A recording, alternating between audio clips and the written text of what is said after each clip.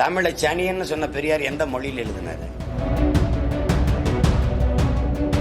கம்பே ஒரு எதிரி, இளங்கோவடிகள் ஒரு எதிரி, இந்த திருவள்ளுவன் ஒரு எதிரி. கல்லிறக்க என் தோட்டத்தில் அனுமதி இல்லை. அதுதான் அறிவுள்ளவன் செய்யும். மரத்தை வெட்டினா வெட்டி சாச்சா இது பகுத்தறிவா? தமிழ்நாட்டிலேயே உண்மையா விஜய் வந்து நேசிச்ச ஒரு ஆள் நீங்க மட்டும் தானே.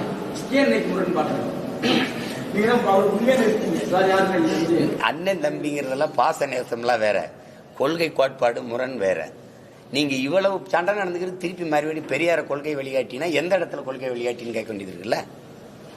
ஒரு கேள்வி தானே தம்பி, உலகத்துல மொழியில் இருந்தா எல்லாமே பிறகுது. நான் அந்த மொழியை பேசுறதுனால தான் நான் தமிழன். அந்த மொழியை நீண்ட காலமா பேசுறேன். நான் என் இனம் ஒரு கூட்டம் நிலைத்து வாழ்ற கூட்டம் இருக்குன்னா அது ஒரு இனம்னு வரையறுக்கப்படுது. அந்த இனம் ஒரு நிலைத்து ஒரு இடத்துல வாழுதுன்னா அது தேசிய நிலப்பரப்புன்னு வரையறுக்கப்படுது.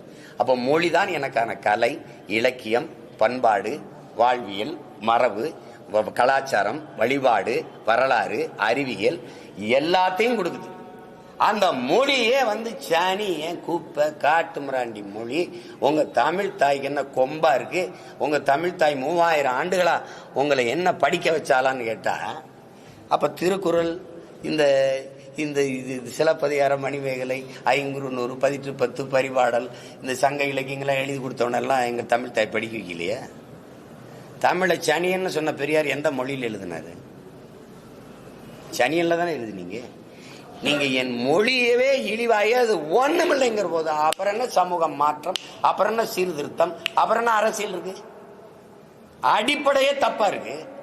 தமிழே முட்டா பசங்க பாஷை, கத்துமிழாண்டிங்க பாஷை நான் சொன்ன போது குதிச்சானுங்க எல்லா பையனும். ஒரு பையன் முன்னால் வந்து பேச முடியலையே, என்னால இருக்குது தமிழ்ல கேட்டா பண்ணிக்கலாமேங்கிறோம். 2000 வருஷமா நமக்கு என்ன இருக்குது?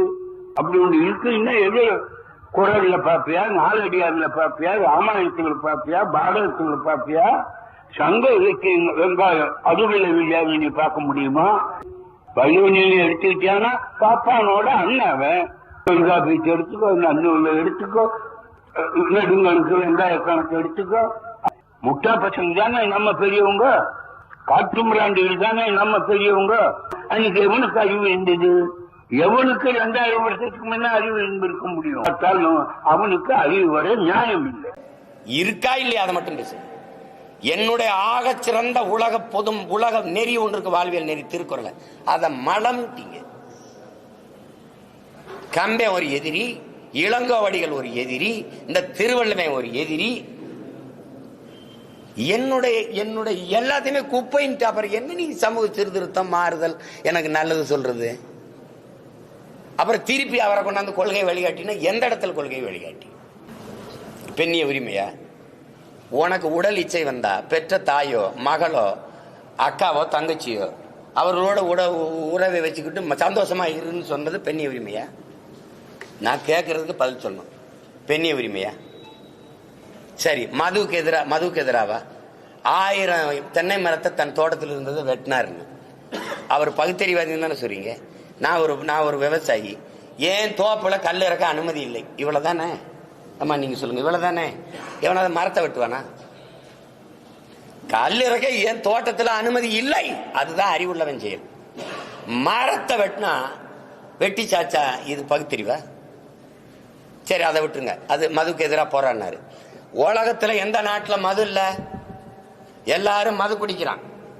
மது குடிக்க வேணாம்ங்கிறது கட்டிய மனைவியோட படுக்க வேணாம்ங்கிறதுக்கு சமம்னு சொல்லியிருக்காரா இல்லையா? இப்ப இந்த இடத்துல ஏற்கிறீங்களா? நான் கேட்கறதுக்கு ஒன்னொன்னா பதில் சொல்லிட்டு வரணும். சமூக நீதிக்கும் பெரியாருக்கும் சம்பந்தம் இருக்கா? சமூக நீதி இடஒதுக்கீடு எங்க ஐயா ஆனமுத்துக்கும் சம்பந்தம் இருக்கா? யாராவது சொல்லுங்க.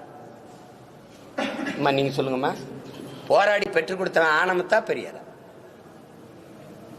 எதையாவது பேசி இது பொதுக்கூட்ட மேடையாக்கி வெறியேற்றி விட்டாதீங்க. போங்க, அப்புறம் பேசுவோம்.